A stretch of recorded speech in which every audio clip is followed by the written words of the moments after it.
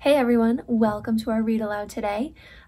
We're going to read Miss Nelson is Missing.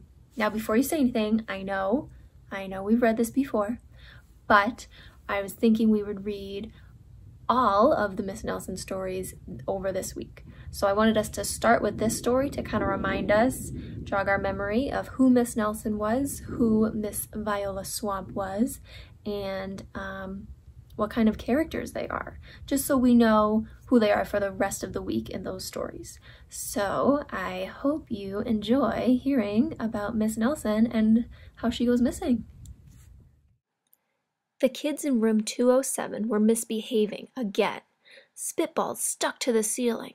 Paper planes whizzed through the air. They were the worst behaved class in the whole school.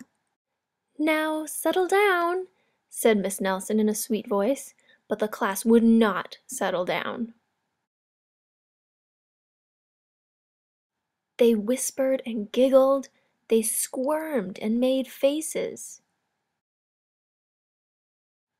They were even rude during story hour. And they always refused to do their lessons. "Something will have to be done," said Miss Nelson. The next morning Miss Nelson did not come to school. "Wow!" yelled the kids. "Now we can really act up." They began to make more spitballs and paper planes. "Today, let's be just terrible," they said. "Not so fast," hissed an unpleasant voice. A woman in an ugly black dress stood before them. "I am your new teacher, Miss Viola Swamp," and she rapped the desk with her ruler. "Where's Miss Nelson?" asked the kids. "Never mind that," snapped Miss Swamp. "Open those arithmetic books." Miss Nelson's kids did as they were told. They could see that Miss Swamp was a real witch. She meant business. Right away she put them to work, and she loaded them down with homework. "We'll have no story hour today," said Miss Swamp. "Keep your mouths shut," said Miss Swamp. "Sit perfectly still," said Miss Swamp. "And if you misbehave, you'll be sorry," said Miss Swamp. The kids in room 207 had never worked so hard. Days went by and there was no sign of Miss Nelson. The kids missed Miss Nelson. "Maybe we should try to find her," they said. Some of them went to the police. Detective McSmog was assigned to the case. He listened to their story. He scratched his chin. He said. I think Miss Nelson is missing." Detective McSmog would not be much help. Other kids went to Miss Nelson's house. The shades were tightly drawn and no one answered the door. In fact, the only person they did see was the wicked Miss Viola Swamp coming up the street. "If she sees us, she'll give us more homework." They got away just in time. I wonder why Viola Swamp is at Miss Nelson's house. That's kind of weird, right? "Maybe something terrible happened to Miss Nelson.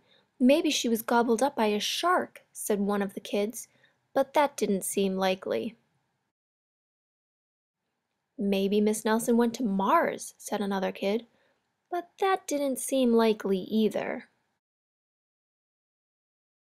"I know," exclaimed one know-it-all. "Maybe Miss Nelson's car was carried off by a swarm of angry butterflies." But that was the least likely of all.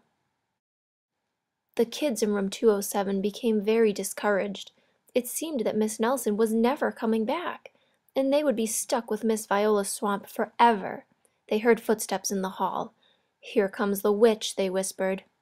"Hello, children," someone said in a sweet voice.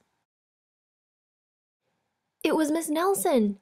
"Did you miss me?" she asked. "We certainly did," cried all the kids. "Where were you?" "That's my little secret," said Miss Nelson. "How about a story hour?" "Oh, yes!" cried the kids. Miss Nelson noticed that during story hour not one was rude or silly. "What brought about this lovely change?" she asked. "That's our little secret." Back home, Miss Nelson took off her coat and hung it in the closet right next to an ugly black dress. When it was time for bed, she sang a little song. "I'll never tell," she said to herself with a smile. So why is she smiling here? What do you... P.S. Detective McSmog is working on a new case. He is now looking for Miss Viola Swamp. I wonder if he's ever going to find her.